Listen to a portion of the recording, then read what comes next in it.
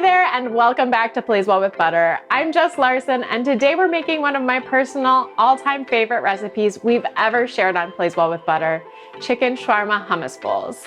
There's truly nothing not to love about these colorful, feel-good bowls. They center around one of my go-to chicken recipes, a shawarma-inspired sheet pan chicken, which is seasoned with a ton of warm spices like cumin, paprika, cinnamon, ginger, and turmeric.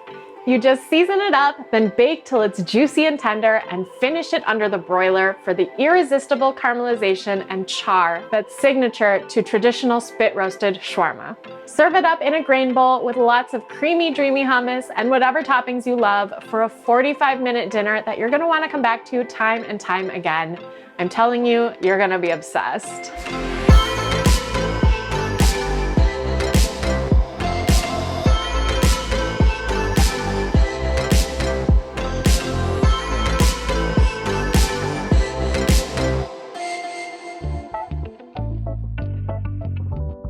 At the heart of this recipe is a shawarma-inspired marinade, and this is one of Plays Well with Butter's most well-loved recipes.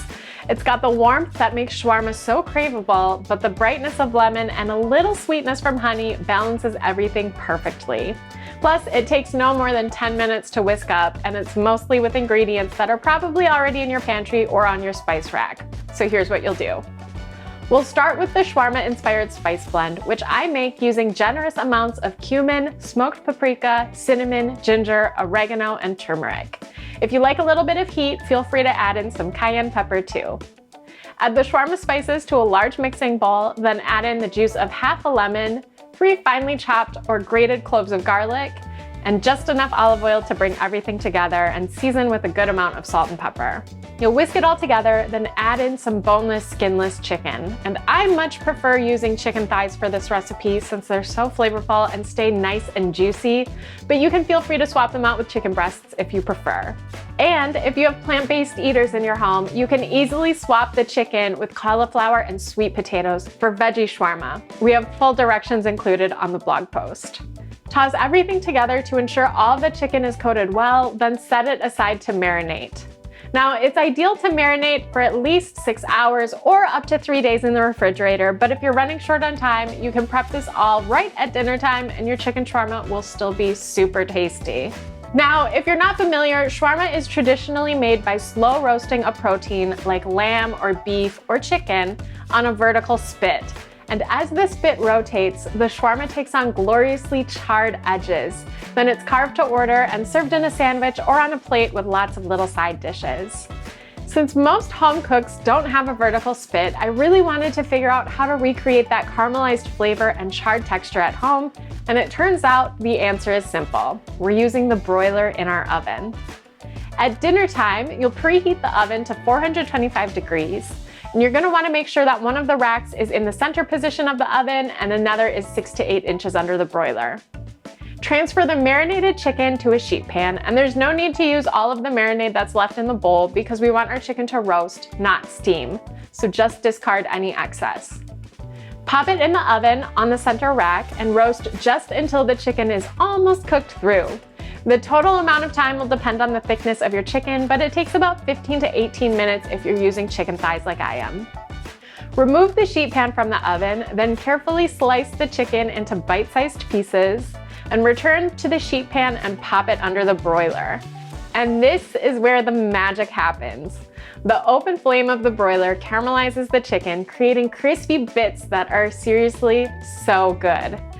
As always, keep a close eye on the sheet pan as it broils and rotate it as needed to help everything caramelize evenly. After 4 to 5 minutes, it'll be perfect. While the chicken is roasting, you can prep all of your bowl add-ins. There's really no wrong approach here, so feel free to use whatever you love most. First, a kind of non-negotiable is hummus. Now, of course, you can make homemade hummus. We have a number of really good recipes on Plays Well with Butter, but if I'm being honest with you, I almost always use store-bought for this recipe. There are so many different flavored hummuses out there these days that you can really have fun with it and choose a roasted red pepper hummus, a spicy hummus, cilantro hummus, really whatever sounds good to you. Today, I'm using a pine nut hummus that I love. To make bowls hearty, I also like to add a grain. Quinoa is typically my go-to, but rice works great as well. And as far as veggies go, I like to use some shredded cabbage or lettuce, some crunchy cucumber, and pickled red onions. But again, this is really flexible and you can use whatever you love most. Once the chicken's ready, you'll be ready to assemble your bowls. This is how I like to do it. Grab a shallow bowl and swoop a big spoonful of hummus around the base. This helps ensure you get a little bit of creamy, dreamy hummus in every single bite, and trust me, that's a really good thing. From there, I layer on quinoa, cabbage, and chicken shawarma.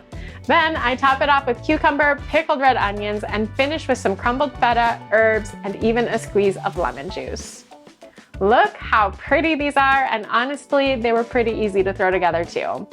I love getting a bite with a little bit of everything. You want the creamy hummus, the crunchy fresh veggies, and the best part is absolutely our chicken shawarma.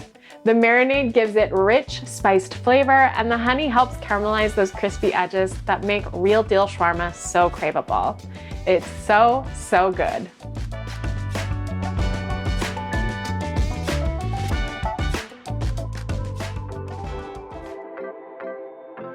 So there you have it.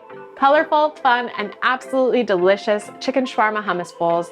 You're gonna love these, so head over to Plays Well with Butter for the full recipe. But before you go, be sure to like and subscribe for more unfussy recipes that pack a big punch of flavor, and I'll see you next time.